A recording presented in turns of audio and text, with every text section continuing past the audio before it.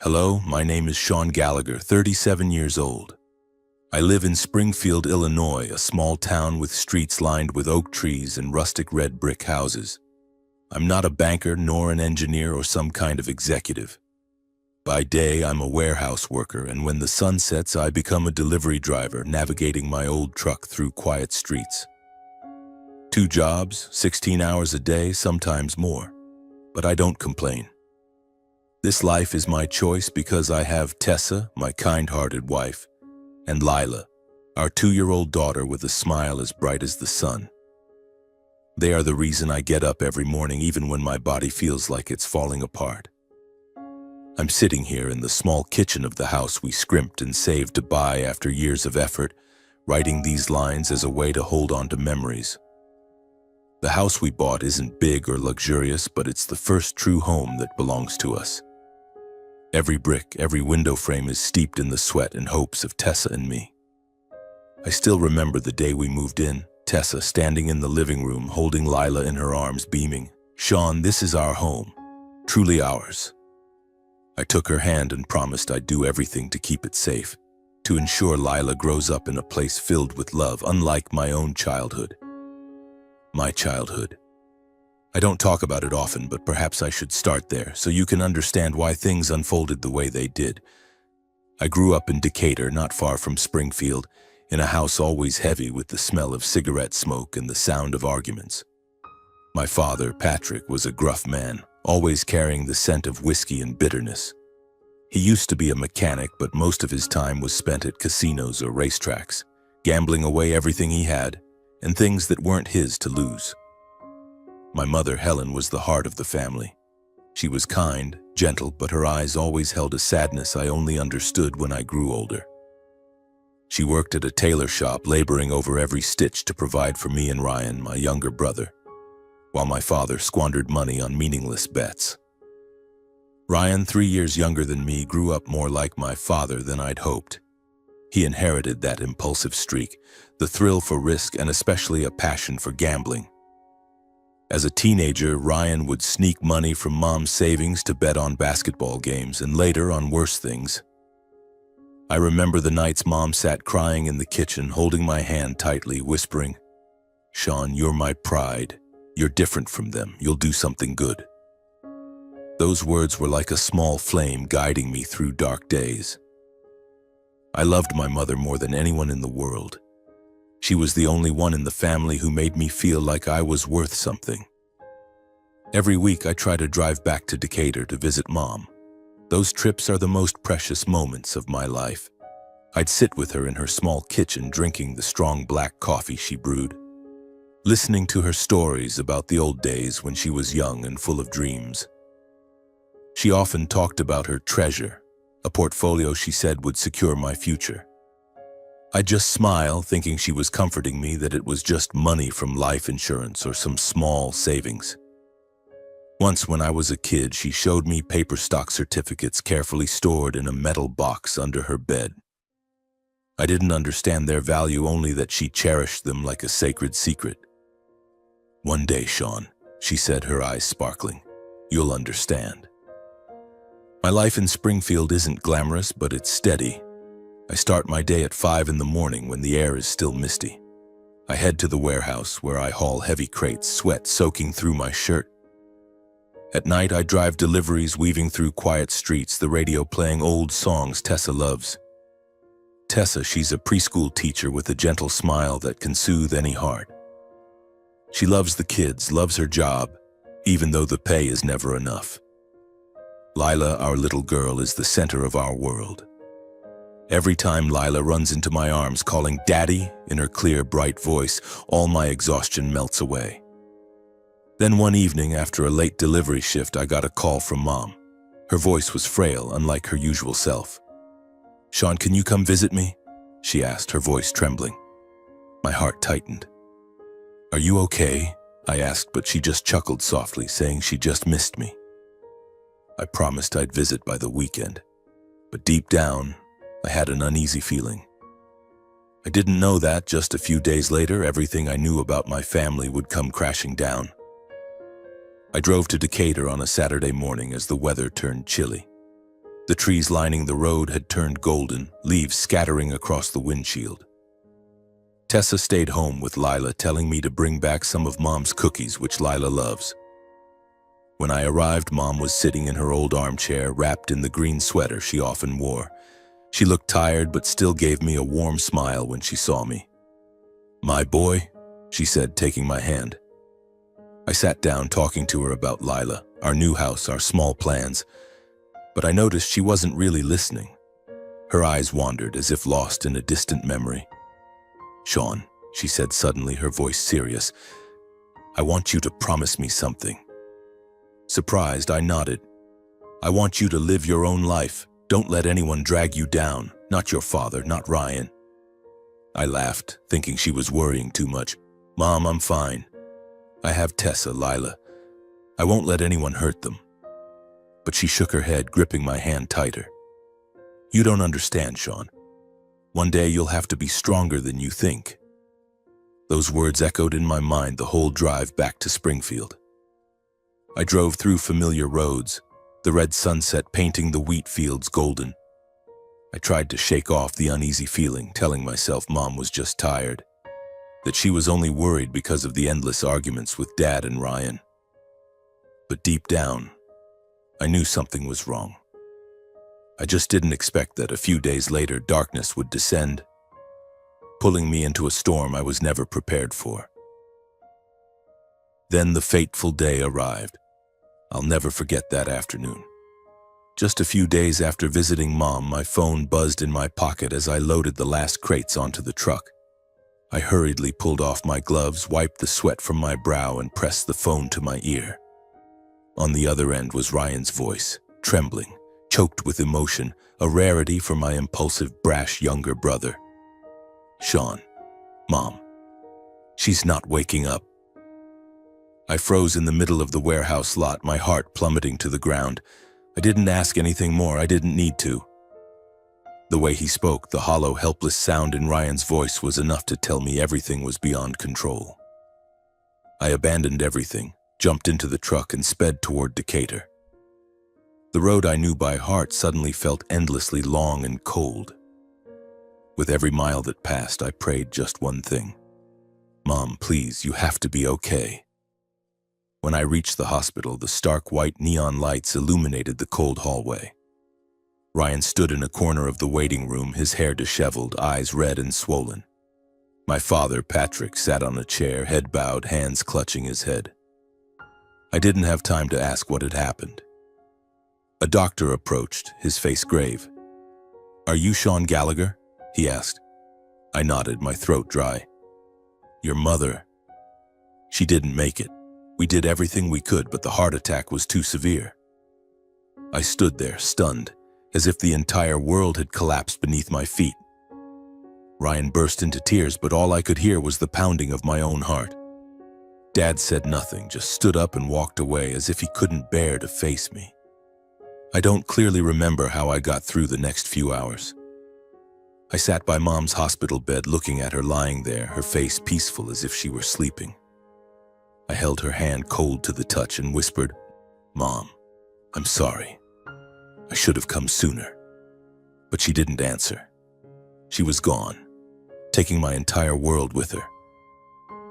The next day I stepped into the house, the old house where I grew up, and felt the air suffocatingly heavy. The smell of cigarette smoke still lingered, and the kitchen where Mom used to sit was now empty and cold. Ryan sat at the table, face buried in his hands, hair a mess, eyes red. Dad, meanwhile, sat on the sofa holding a glass of whiskey as if nothing had happened. "Your mom was always weak," he muttered, as if shrugging off responsibility. I didn't say anything. If I had opened my mouth then, I might have screamed, might have hit him, might have shattered in front of Ryan. Instead, I clenched my fists and turned away. The funeral took place 3 days later. The sky poured cold rain.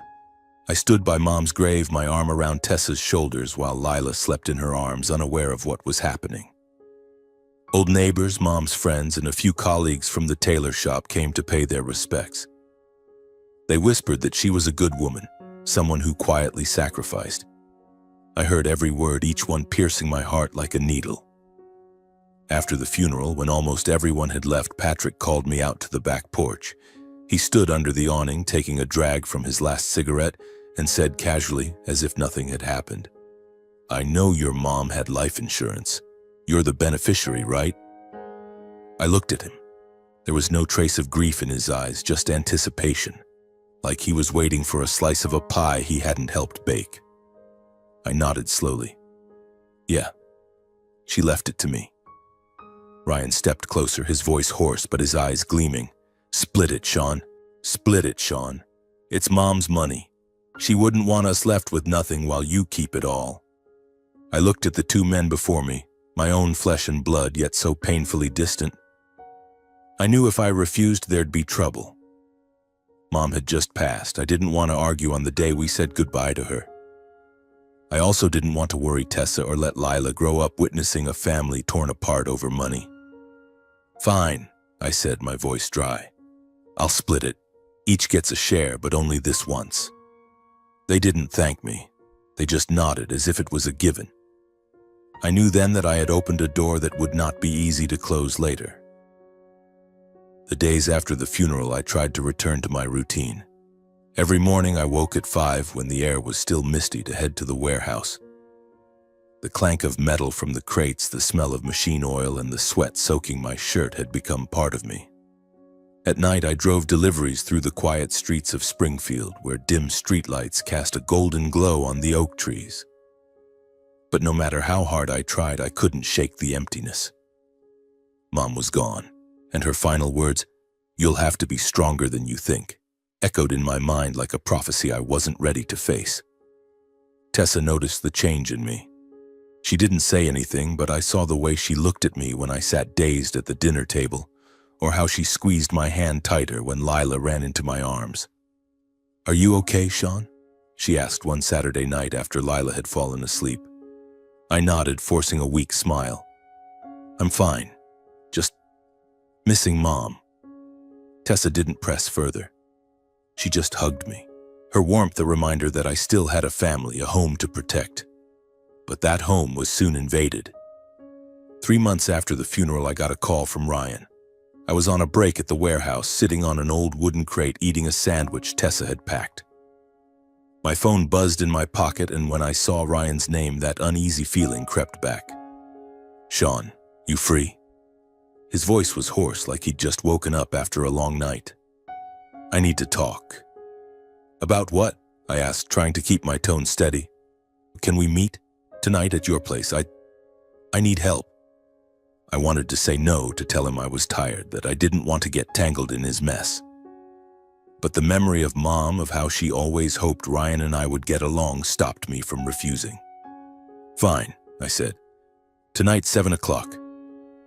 When I got home, Tessa was playing with Lila in the living room. Lila was stacking wooden blocks into a wobbly tower, giggling each time it fell. Tessa looked up, saw my face, and asked, "What's wrong, Sean?" I told her about Ryan's call. She frowned but said nothing. Tessa knew my brother well, the times he borrowed money from Mom, the family arguments. But she also knew I couldn't turn my back on Ryan, not because I wanted to help, but because of Mom. At 7, Ryan showed up at our door. He was thinner than the last time I saw him, his hair a mess, his shirt crumpled like it was pulled from the bottom of a laundry basket. He walked in without waiting for an invitation. Tessa stood carrying Lila to the bedroom with a worried glance. I gestured for Ryan to sit at the kitchen table and poured him a glass of water. "Talk," I said, my voice dry. Ryan didn't meet my eyes. He fidgeted with the glass, his fingers restless. "The insurance money. It's gone." I froze. "Gone? What do you mean gone?" "Mom left over $70,000, Ryan. What did you do with it?" He shrugged like it was no big deal. I bet on a few basketball games. Thought I'd win big. Then I tried the casino, but just bad luck." "Bad luck?" I clenched my fists, trying to contain my anger. "You blew through Mom's money in 3 months on gambling?" "Not just me," Ryan muttered, finally looking up. "Dad, too. He played the horses. It's all gone." My blood boiled. Patrick, my father, who never checked on Mom when she was alive, who walked away right after she died, had also squandered his share. And now Ryan was sitting here acting like I was supposed to clean up their mess. "What do you want, Ryan?" I asked, my voice cold. "I need money, Sean. I owe some people. Not much, just a few thousand. Help me out, just this once." I stood pacing the kitchen to keep myself in check. "You think I'm a bank? I have a family. I don't have money to throw at your stupid mistakes." Ryan shot up. "You don't get it. These people, they don't mess around, Sean. If I don't pay, they'll come for me. They know where you live, where Tessa and Lila are." His words hit like a punch to the face. I stepped forward, grabbed his collar, and pulled him close. "Don't you dare mention my wife and daughter," I growled. "You made this mess, you fix it." The weeks that followed became a nightmare. Ryan started showing up more often unannounced. Some days I'd come home from work to find him on the sofa, eating Lila's cookies, his dirty boots propped on the coffee table. Tessa stood in the corner, face flushed with anger but holding back to avoid a scene in front of Lila. "He let himself in," she whispered, her voice full of frustration. "The back door wasn't locked." I kicked Ryan out, but he just smirked. "Relax, big brother. Just visiting." But I knew he wasn't just visiting. He wanted money, wanted me to bail him out of the trouble he'd caused. Then came Patrick. One night after a late delivery shift, I got home near 10 and saw his beat-up truck parked in our driveway. He was in the kitchen drinking a beer from my fridge like he owned the place. Tessa was putting Lila to bed, but I could hear her stifling sobs. "What are you doing here?" I asked, trying to stay calm. Patrick shrugged like it was nothing. "Need a place to crash for a few days. My place? It's under repair." "Repair?" I scoffed. "You mean you got evicted for not paying rent, right?" He didn't answer, just took another swig of beer. "Look, Sean, I'm your father. You've got a house, a job, help me out. What's the big deal?" I wanted to scream, to throw him out right then. But Mom's image flashed in my mind, her gentle voice. "Sean, you're my pride." I didn't want to let her down, even if she was gone. "One night," I said. "Just one night, then you leave." But one night turned into 3, then a week. Patrick and Ryan started acting like they owned the place. They ate through our fridge, left dirty dishes piled in the sink. One day I came home to find Tessa crying in the bedroom, Lila clinging to her. "They ransacked the kitchen, Sean," she said, her voice breaking. "They took the change from Lila's piggy bank. I can't take this anymore." It felt like someone was squeezing my heart. Tessa, always gentle and patient, was breaking because of the people I called family. "I'll handle it," I promised, though I wasn't sure how. One morning, as I was getting ready for work, Ryan showed up at the door, pale and shaken. "Sean, we need to talk. Now." I pulled him outside, not wanting Tessa or Lila to hear. "What now?" I asked. Ryan looked down, his voice trembling. I owe money to some people. Bad people, Sean. I gambled, lost big. They want 15,000 or they'll do something." "Are you kidding me?" I grabbed his shoulder, shaking him. "You dragged my family into this?" "I didn't mean to," Ryan shouted. "I had no choice. You've got a house, Sean. Mortgage it, just this once. I swear I'll pay you back." I shoved him away, my blood boiling. "Mortgage the house? Do you know how hard Tessa and I worked for this place? You think I'd throw it all away for your mistakes?" Ryan looked at me, his eyes desperate. "If you don't help, they'll come here. They know your address." His words cut like a knife. I stood frozen as he walked away, his thin frame disappearing into the dawn. When I turned back, Tessa was at the door, her face pale. "I heard everything," she said. "Sean, I'm scared." I hugged her, trying to reassure her, but inside a storm was brewing. I knew I had to do something, but I didn't know where to start. Ryan and Patrick had pulled me into a quagmire, and I couldn't let Tessa and Lila get hurt. The days that followed, I realized I was losing control of my life. Ryan and Patrick showed up more often, each time with a new excuse. Money for debts, a place to stay, needing me to help family. I tried to say no, but they wouldn't stop. One day I came home to find Patrick rummaging through the living room drawers. "What are you doing?" I roared. "Looking for some change," he said like it was normal. "You've got a whole house, Sean. Don't be stingy with your old man." I kicked him out, but he just smirked. "You're too much like your mom. Always thinking you're better than everyone else." His words stung like a slap. I wanted to argue, but they reminded me of Mom, of how she always protected me even when she had no strength left. Tessa started to change. She smiled less, checked the locks before bed, and held Lila tighter at every strange noise outside. One night, as I read Lila a bedtime story, Tessa pulled me into the kitchen. "Sean, I can't live like this anymore," she said, her voice trembling. "They're destroying us. I'm scared one day Ryan's creditors will show up here." I knew she was right. I'd tried to keep my promise to Mom to be a good brother, a good son, but now I had to choose. My little family or the relatives who'd turned their backs on me long ago.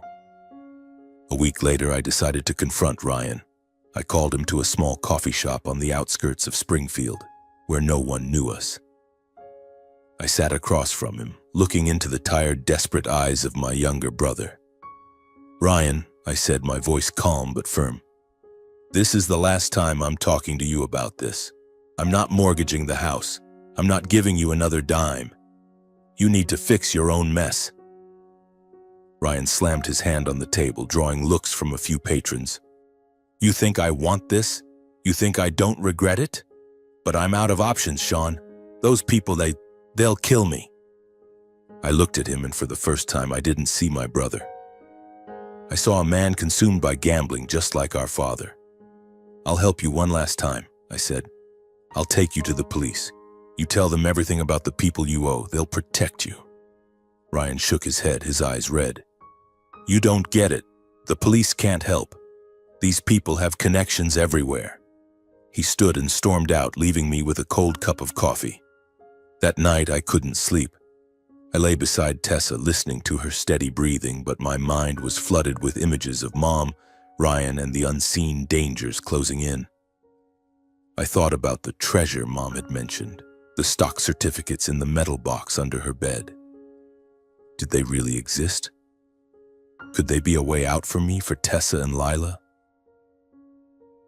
6 months after Mom's death, my life felt like an old truck rattling down a bumpy road, always on the verge of breaking down. One morning, as I was getting ready for work, my phone buzzed. An unfamiliar number flashed on the screen.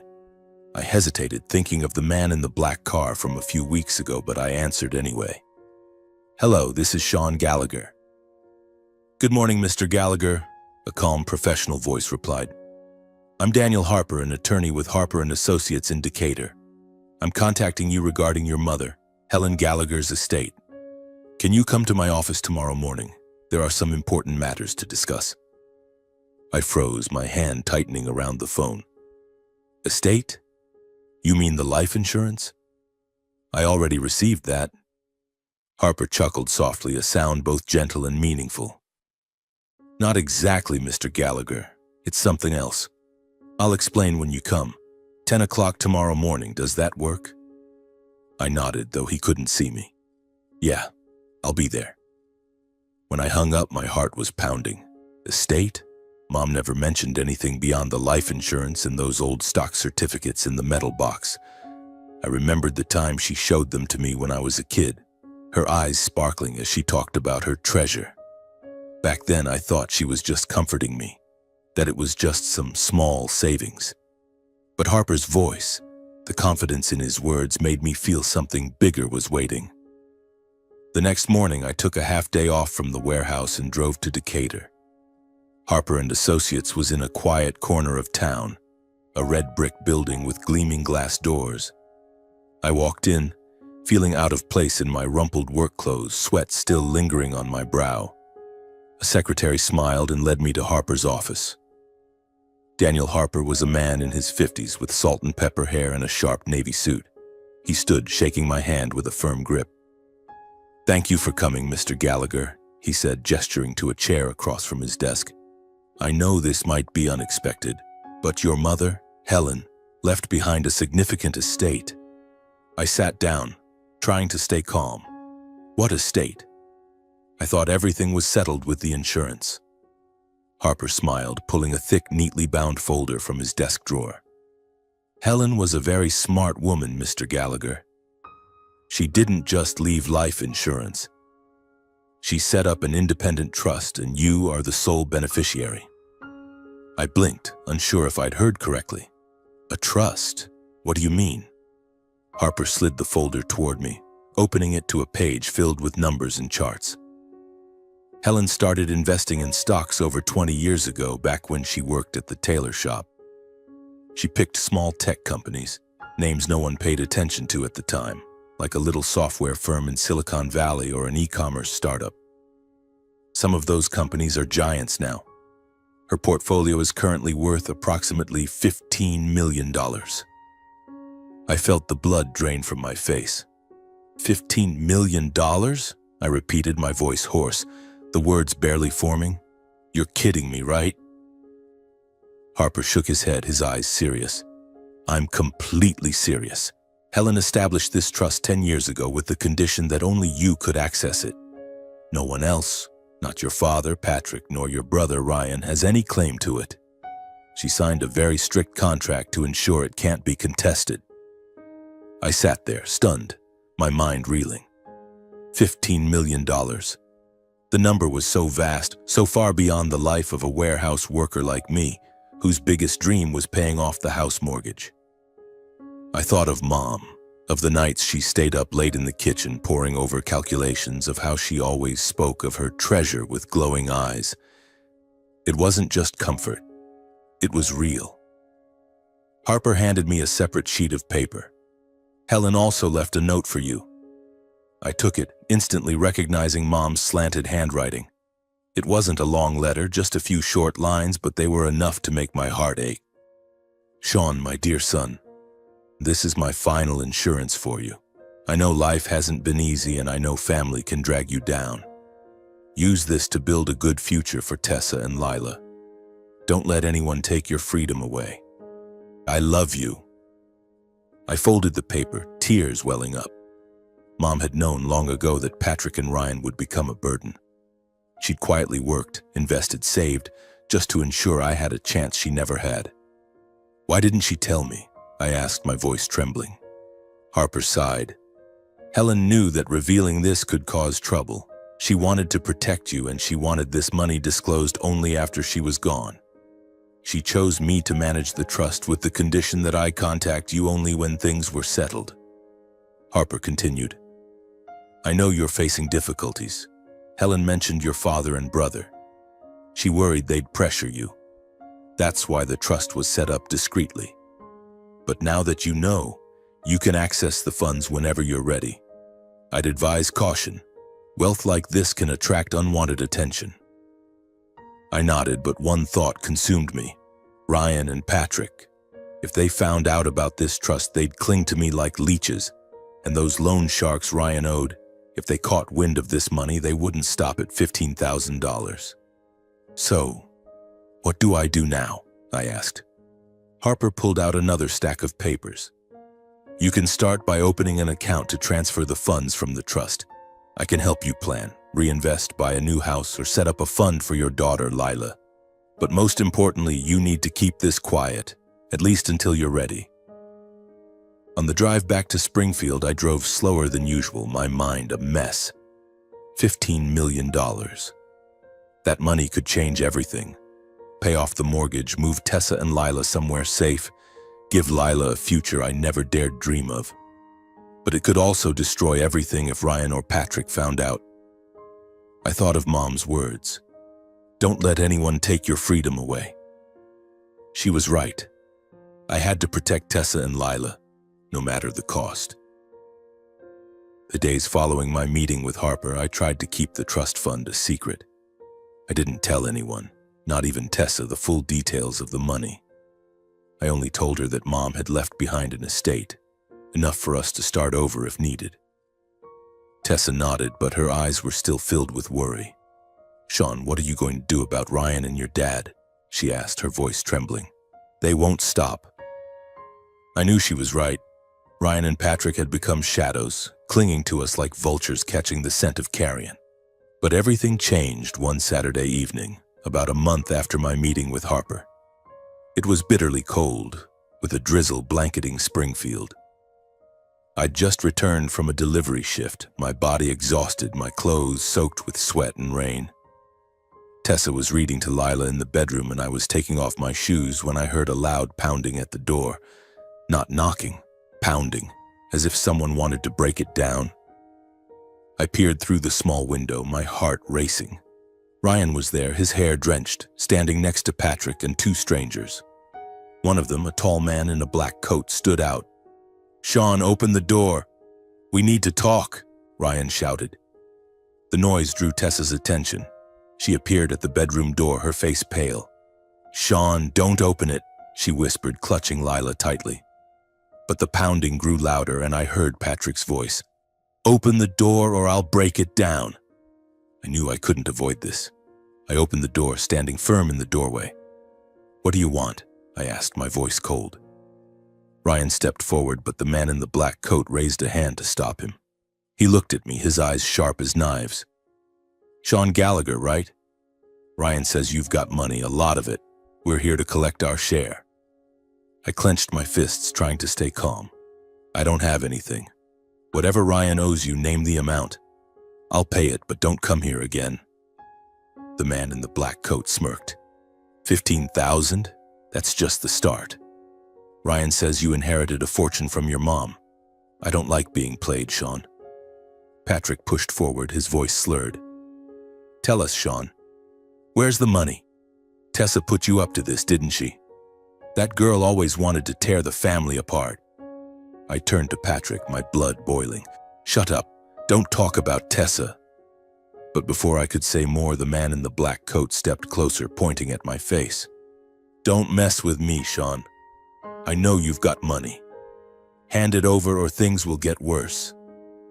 Tessa, from inside the house, had already started calling the police. The sound of her talking on the phone made the man in the black coat back off quickly. My father and brother didn't dare make a move either. They retreated after hurling threats and insults at my family. While waiting for the police, I held Tessa and Lila, trying to comfort them. Tessa was trembling, tears streaming down her face. "Sean, I can't live like this anymore," she said, her voice choked with emotion. "You have to choose. Either Lila and I get to live in peace or we'll be trapped by them forever." I looked into Tessa's eyes, seeing her pain and desperation. Lila clung to my neck, sobbing. I knew she was right. I tried to make peace, to be a good brother, a good son, but Ryan and Patrick would never stop. They'd crossed the final line. The police arrived 10 minutes later, their red and blue lights flashing in the rainy night. I told them everything, from Ryan's debts to the threats. They took notes, promised to patrol the area, but the lead officer's look told me they couldn't protect us forever. That night, after Lila fell asleep, Tessa and I sat in the kitchen, the dim yellow light casting shadows on the old wooden table. Tessa held my hand, her voice more resolute than ever. "Sean, we have to leave. Use the money your mom left to move somewhere new, somewhere they can't find us." I looked into Tessa's eyes, seeing a mix of desperation and determination. She had endured too much. Ryan's late-night door-pounding, Patrick's venomous accusations, the cold stare of the man in the black coat outside our home. Lila, our little girl, was starting to sense the fear, even if she didn't understand why her mother held her tighter every time the doorbell rang. Tessa was right.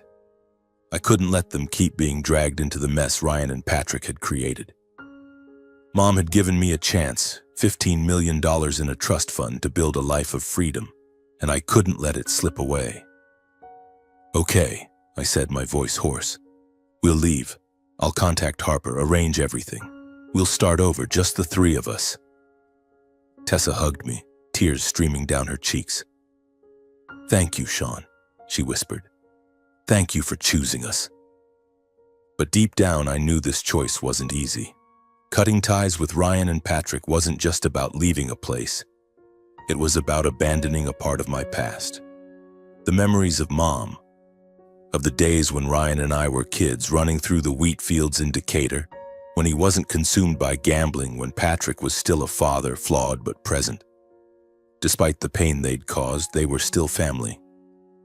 But when I thought of Lila, of her bright smile, I knew I had no other choice. The weeks that followed were a whirlwind. I contacted Daniel Harper, Mom's lawyer, to transfer a portion of the trust fund into a secure account. Harper, with the caution of someone who'd seen plenty of family drama, advised me to keep everything under wraps. "You need to disappear completely," he said over the phone, his voice calm. "No traces, no phone number, no address. I'll help you handle the paperwork." I agreed. We decided to sell our house in Springfield, the first home Tessa and I had built, where Lila was born, where we'd poured our sweat and hopes. Every brick, every window frame held memories. Lila's laughter as she took her first steps, the nights Tessa and I sat at the kitchen table dreaming of a better future. But now those memories were overshadowed by Ryan's pounding on the door, Patrick's shouting, and the fear in Tessa's eyes. The house was no longer safe. I found a discreet real estate agency to sell the house quickly and anonymously. While waiting, Tessa and I discussed where we'd go. One night after Lila was asleep, we spread a map on the kitchen table, the yellow light illuminating its hand-drawn lines. "Oregon," Tessa suggested, her finger pointing to a spot on the map. "I read it has forests, the ocean, clean air. Lila would love running around outside." I smiled, picturing Lila playing on lush green grass, no more late-night knocks. "Oregon sounds great," I said. But I was also thinking about Vermont. I saw pictures of small villages there, with roads covered in golden leaves, peaceful hills. We could start fresh. Tessa tilted her head, a soft smile forming. "Vermont? Sounds like a dream. A place where Lila can grow up without fear." In the end, we chose Stowe, Vermont, a small town nestled among green hills and vibrant maple forests. Harper helped us find a rental, a cozy wooden house with a backyard overlooking a sparkling stream, its waters gurgling over smooth pebbles. "No one will know you're there," Harper said when he sent the lease agreement through an encrypted email. "I'll ensure all paperwork is handled so no one can trace you." The sale of the Springfield house went quickly. We packed our most cherished belongings, Lila's photo album, the old armchair Tessa loved, and the metal box containing Mom's stock certificates, which I kept as a sacred keepsake. I didn't contact Ryan or Patrick, didn't leave a letter or message. I wanted them gone from my life, the way they'd turned my home into a battlefield. The day we left Springfield, a light drizzle fell, raindrops streaking down the car windows. I stood in front of the house one last time, looking at the golden oak trees, the streets where I'd driven deliveries every night. Tessa held Lila, who was dozing in her arms, unaware we were leaving the place where she was born. "You okay?" Tessa asked, placing a hand on my shoulder, her voice gentle but tinged with worry. I nodded, though my heart was heavy. "Yeah, let's go." We got in the car, leaving Springfield in the rearview mirror. I didn't look back, but inside I knew I was leaving a part of myself behind. The part tied to Mom, to the hard but meaningful days. Stowe, Vermont was a different world. The wooden house we rented sat at the end of a winding path, surrounded by towering maples, their leaves blazing red in the fall, lush green in the summer. The stream behind the house babbled, reflecting sunlight through the trees. No car horns, no late night pounding on the door, just birdsong, the rustle of wind through leaves, and Lila's clear laughter as she ran in the yard, collecting shiny pebbles or chasing butterflies. Tessa regained her smile, the tension that had haunted her eyes in Springfield slowly fading. Lila loved the backyard, where she built sandcastles from damp soil or sat on the grass watching Tessa plant sunflowers, Lila's little sons. Watching them, I felt my heart healing bit by bit. I contacted Harper through a new phone number, ensuring no one from our past could track us. He helped me transfer a portion of the trust fund into a bank account, enough for us to live comfortably without grinding ourselves to the bone. But Tessa and I didn't want to just sit back and spend money. We wanted to build something meaningful, not just for us, but for Lila and the community we now called home. One evening, as we sat by the fireplace, its crackling glow lighting up Tessa's face, she took my hand and said, "Sean, I want to open a preschool. I love teaching kids, and here I think we could create something special. A place where children are loved, where they can play like Lila." I looked at her, pride swelling in my chest. "That's a great idea, Tessa," I said. "I'll help you. We'll use some of Mom's money to start." We got to work. With Harper's help, I invested a portion of the trust fund to buy a small plot of land in Stowe, where we built a preschool called Sunflower, the name Lila picked because of her love for the sunflowers in our garden.